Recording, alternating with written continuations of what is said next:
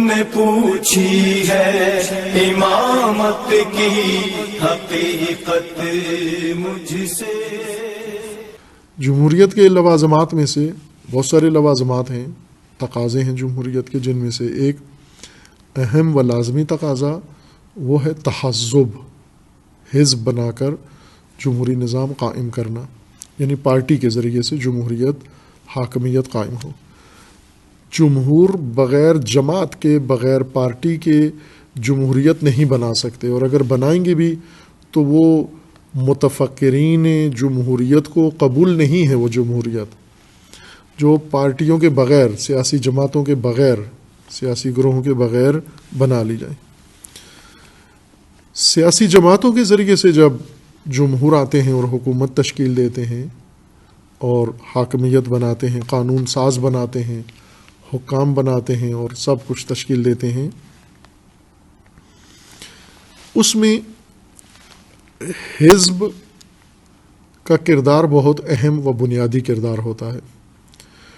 اور حزب در حقیقت حزب نہیں ہوتی، بلکہ عوام کی حمایت لے کر یہ حزب کوئی چنگیزیت شروع کر دیتی ہے۔ اس حزب کے اندر، پارٹی کے اندر جو اقتدار میں آتی ہے، اس کا ایک اپنا اندرونی نظام ہوتا ہے حزب کے اندر، اور یہ حزب بہت کچھ انجام دیتی ہے۔ لیکن ہم اگر بنیاد سے تحزب کو نگاہ کرنا شروع کریں، جس طرح امام خمینی رضوان اللہ تعالیٰ علیہ نے تحزب کو بہت بنیاد سے دیکھا ہے، بہت گہرائی میں جا کر دیکھا ہے، جس طرح علامہ اقبال نے جمہوریت کو بہت گہرائی میں دیکھا ہے، تحزب کو، پارٹی سسٹم کو، حزب کو امام خمینی رضوان اللہ تعالیٰ علیہ نے گہرائی سے مطالعہ کیا ہے۔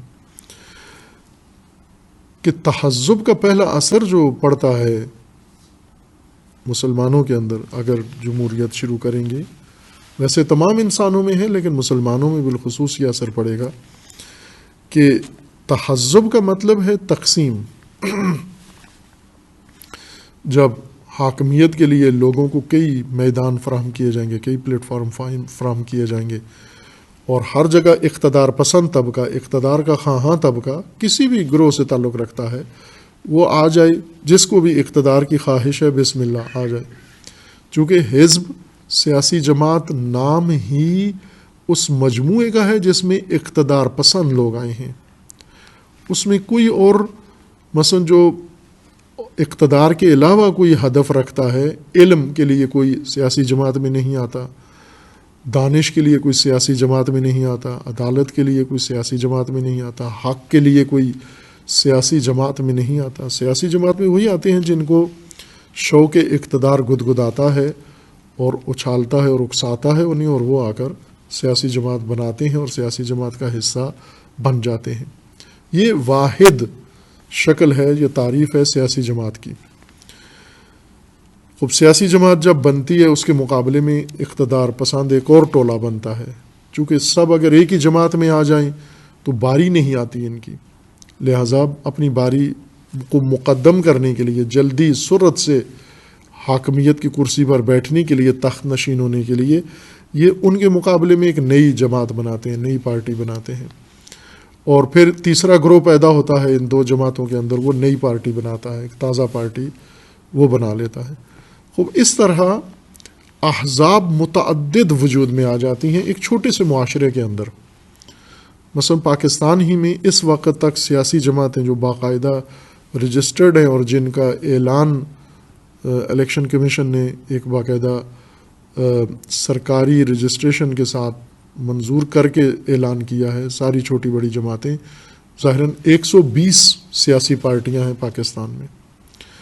ان میں کچھ ملکی سطح کی ہیں، کچھ بڑی پارٹیاں ہیں، کچھ چھوٹی پارٹیاں ہیں، کچھ علاقائی جماعتیں ہیں، لیکن ان میں سے ایک بڑی تعداد آ جاتے ہیں الیکشن کے اندر، جس طرح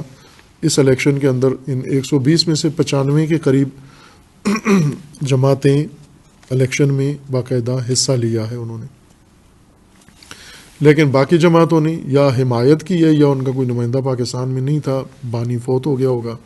لیکن حکومت کے پاس ان کی رجسٹریشن موجود ہے، کیونکہ بعضوں کو حتی ٹانگے کی سواریاں بھی نصیب نہیں ہوتی لیکن حزب بنا لیتے ہیں. یہ احزاب جب تشکیل پاتی ہیں تو احزاب کی تشکیل و تشکل در حقیقت امت کے اندر ایک واضح تقسیم کا نتیجہ ہوتا ہے کہ آپ نے یہ افراد مل کے جب علیحدہ علیحدہ منشور، علیحدہ پارٹی، علیحدہ حزب انہوں نے بنائی ہے تو دوسرے کی حزب کے ساتھ ان کی ایک رقابت پیدا ہوتی ہے، ان کے ساتھ ایک مقابلہ کی حالت میں آ جاتے ہیں، ان کو شکست دینا شروع کرتے ہیں، ان کو بدنام کرنا شروع کرتے ہیں، ان کی تخریب شروع کرتے ہیں. اور اس طرح سے تشکیل حزب سے امت کے اندر،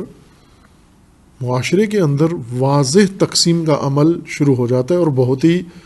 شدت کے ساتھ تقسیم کا عمل شروع ہو جاتا ہے.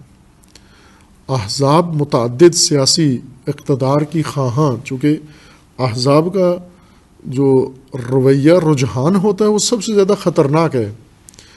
اگر کوئی جماعت اس وجہ سے بنتی ہے کہ مل کے انہوں نے شکار کھیلنا ہے مثلا، تو یہ اتنی خطرناک نہیں ہے. اگر کوئی حزب بنتی ہے مل کے تفریح کرنی ہے، اگر کوئی حزب بنتی ہے اگر مل کے کھانا کھانا ہے، کوئی جماعت مل کے انہوں نے کوئی خدمت کرنی ہے، کوئی ویلفیئر کا کام کرنا ہے، کوئی اور ملکی رفاہی فلاحی تعلیمی تربیتی کام کرنا ہے، یہ اچھی جماعتیں ہیں، یہ اچھے گروہ ہیں. لیکن یہ سیاسی نہیں ہیں. سیاسی وہ ہیں جو صرف اقتدار چاہتے ہیں اور جن کی آنکھوں میں فقط اقتدار ہوتا ہے اور ان کے اندر پیاس ہوتی ہے. چونکہ جب تک اقتدار کی پیاس شدت نہ اختیار کرے انسان سیاست میں نہیں آتا. آپ سیاستدانوں کے گھروں کو دیکھیں، خاندانوں کو دیکھیں. پاکستان میں خاندانی موروثی سیاست ہے، موروثی جمہوریت بھی ہے. یہ بھی ایک نئی جمہوریت ہے جو پاکستان نے متعارف کروائی ہے، موروثی جمہوریت ہندوستان میں بھی ہے. یعنی ایک خاندان ہے، اس کی پارٹی ہے، خاندانی پارٹی ہے، اور اس خاندان میں اگر کوئی بالغ آدمی اب نہیں ہے پارٹی سربراہی کے لیے تو نابالغ کو ہی، بچے کو ہی، ناتجربہ کار کو ہی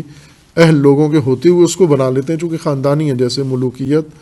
آمریت، بادشاہت خاندانی موروثی ہے، اس طرح یہاں جمہوریت بھی، سیاسی جماعت بھی موروثی اور حاکمیت بھی موروثی بن گئی ہے. امامت کی حقیقت مجھ سے، حق تجھے